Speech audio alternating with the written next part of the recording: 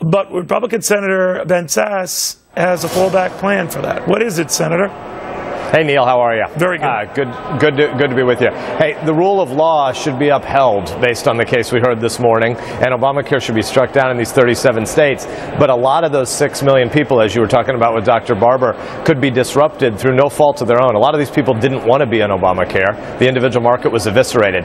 We should provide them with a temporary transitional escape hatch. There should be an off-ramp out of Obamacare, and I think we could use the COBRA law to do that. The worst thing that could happen after we win this case is if anybody tries to save Obamacare. Obamacare should be on the dust heap of history, and 3/4 of the states may have these illegal subsidies from HHS struck down. We should do nothing to fix Obamacare. Don't extend it, don't expand it, don't baptize their illegality, but we should help the 6 or 7 million people who are caught in this web of Obamacare. We should help them exit, and we could use COBRA to do that the way people have done when they leave jobs. All right, so something in the interim to cover them, because right now, if this were to happen, you have technically millions of people who could be without coverage.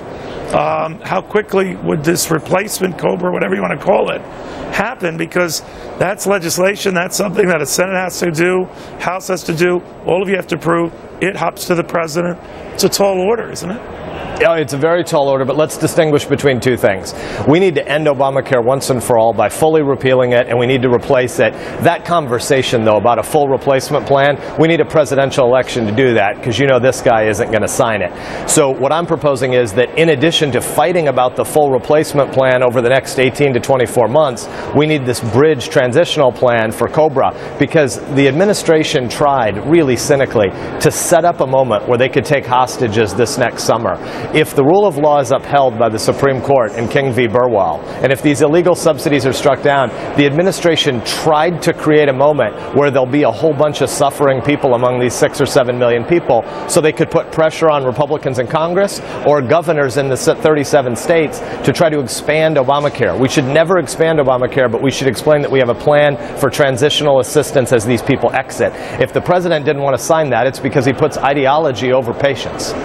What's going to happen, though, is he's going to blame you for wrecking a plan that's going to leave millions without insurance.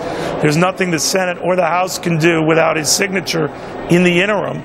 I know you say, sir, that it's something you want to resolve in the next presidential election, but you could face the possibility where millions are losing insurance and they're going to blame you guys. What do you think? That is absolutely what this administration has tried to set up. They've tried to, let's just remember a few facts. They acted illegally. I hope that's what the court finds. They'll have acted illegally in these 37 states. And then when the court says you can't act illegally, they'll say the solution to us having acted, the administration having acted illegally, is that governors or the Republican Congress should baptize their illegality, expand Obamacare, and have a new open enrollment season that takes us from 10 million enrolled to 21 or 22 million enrolled. That's hogwash. What we should do is not fix Obamacare, not expand Obamacare, not extend Obamacare, but provide transitional assistance for the 6 million people who are going to be harmed. And I'm afraid that this administration really is planning to take hostages. We're going to have to make a case to the American people that we need long-term, comprehensive, genuine, patient-centric reform.